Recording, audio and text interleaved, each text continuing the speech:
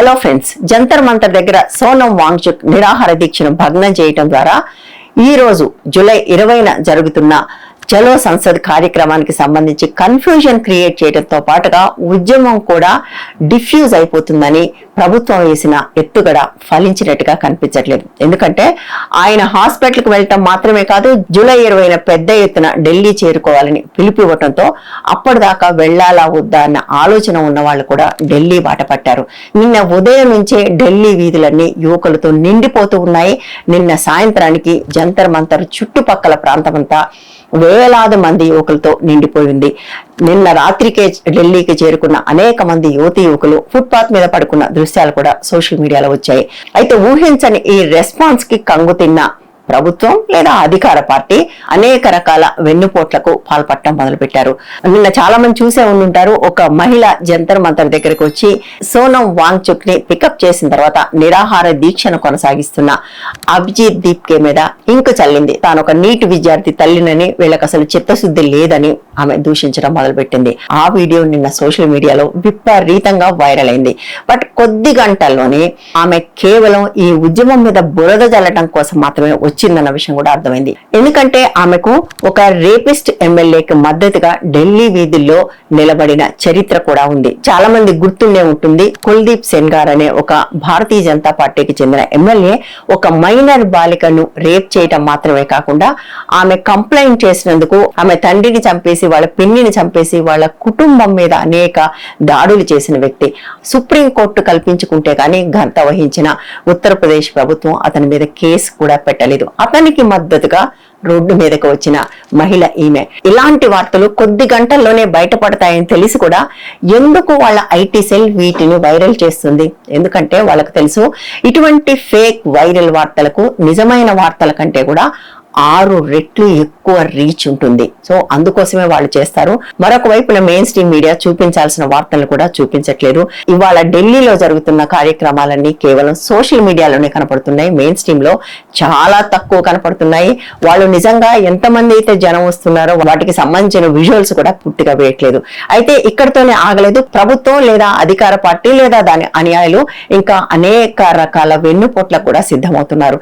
ఈ రోజు ఉదయం లేవగానే చాలా మందికి జంతర్ మంతర్ దగ్గర ఒక ట్రక్ కనపడింది. ఆ ట్రక్ నిండా రాళ్లున్నాయి. దాన్ని నిరసనకారులు గుర్తించి దాన్ని ఎక్స్పోజ్ చేశారు. ట్రక్కుల్లో రాళ్లు ఎందుకు వస్తాయి అంటే, ఏదైనా శాంతియుతంగా ప్రొటెస్ట్ జరుగుతున్నప్పుడు దాని మీద దాడి చేయటం సాధ్యం కాదు కాబట్టి కొంతమంది పోలీసులే మఫ్టీలో అందులో దూరి రాళ్లు వేసి దాడులు చేసి హింసను ప్రోత్సహించి ఆ ప్రొసెషన్ మీద దాడి జరిగేలాగా చూస్తారు. ఇది కేవలం సినిమాల్లోనే కాదు, వాస్తవంలో కూడా జరుగుతుంది.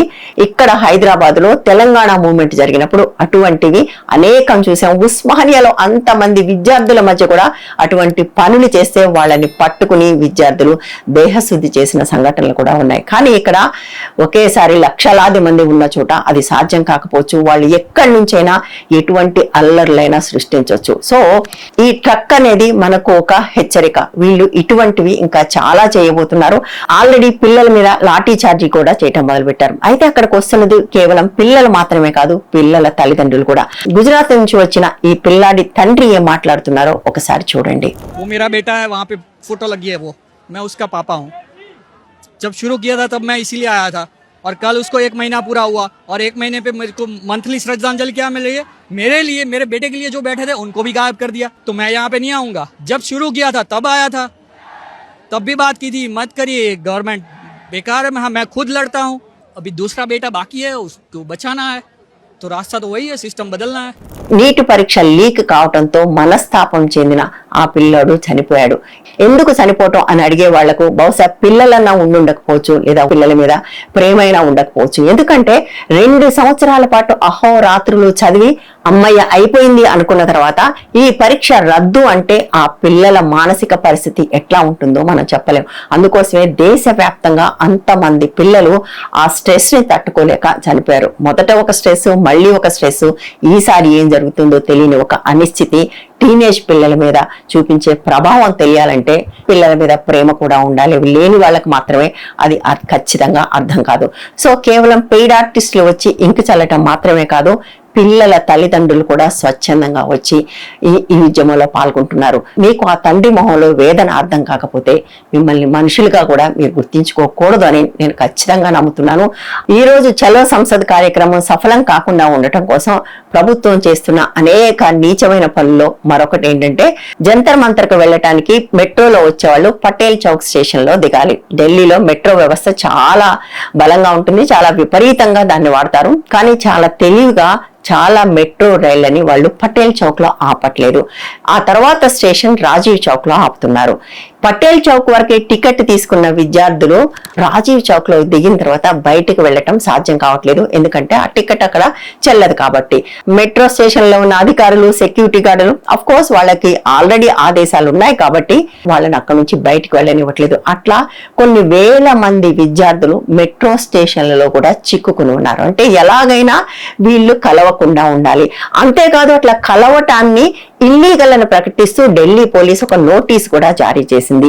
బిఎన్ఎస్ఎస్ 163, గతంలో అది ఐపీసీ 144 ఉండేది, ఇప్పుడు బిఎన్ఎస్ఎస్ 163ని వాళ్ళు ఇన్వోక్ చేసి 5 కంటే ఎక్కువ మంది ఒకే చోట గుమికూడటం నేరం అని ప్రకటించింది.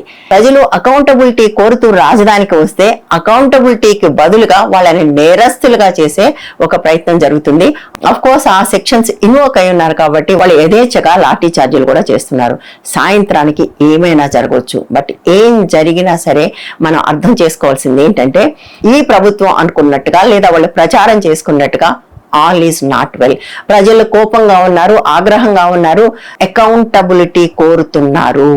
రాజీనామా వల్ల ఏం జరుగుతుందని ప్రశ్నించే వాళ్లకు ఒక్కటే సమాధానం. 1 కాదు, 2 కాదు, 3 కాదు, 4 కాదు. గత 5 ఏళ్లలో 3 సార్లు అఫీషియల్ గా, దాదాపుగా ప్రతి సంవత్సరం అన్అఫీషియల్ గా పేపర్ లీక్ అవుతుంటే కూడా ఆపలేని అసమర్థులు ఆ కుర్చీలో కూర్చోటానికి అర్హులా? మనం పనిచేసే ఆఫీసులో ఒక టీం లీడర్ కింద అనేక అవకతవకలు జరుగుతున్నప్పుడు, ఒకసారి కాదు, 2 సార్లు కాదు, అనేక సార్లు జరుగుతున్నప్పుడు దాన్ని ఆపలేకపోతే ఆ టీం లీడర్ ని పనిష్ చేస్తారా లేదా? సరిగ్గా ఇక్కడ కూడా ప్రజలు అడుగుతున్నది అదే. చరిత్రలో కొన్ని సందర్భాలు వస్తాయి, ముఖ్యంగా దేశం సంక్షోభంలో ఉన్నప్పుడు.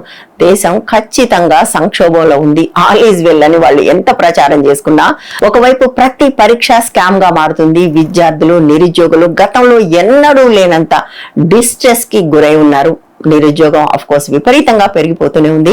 లక్షలాది కోట్ల రూపాయలతో వేసిన రోడ్లు నెలతిరగకుండానే గుంతలు పడిపోతున్నాయి, వంతెనలు కూలిపోతున్నాయి. ఇథనాల్ పేరుతో బలవంతంగా చేసిన దందాతో ప్రజల వాహనాలు పాడైపోతున్నాయి. మరొక వైపు వీటన్నిటినీ పక్కన పెట్టి కేవలం పార్టీలను చేర్చడము, ఎంపీలను కొనటంలో మాత్రమే బిజీగా ఉన్న ప్రభుత్వాన్ని ప్రశ్నించాల్సిన సమయం వచ్చింది.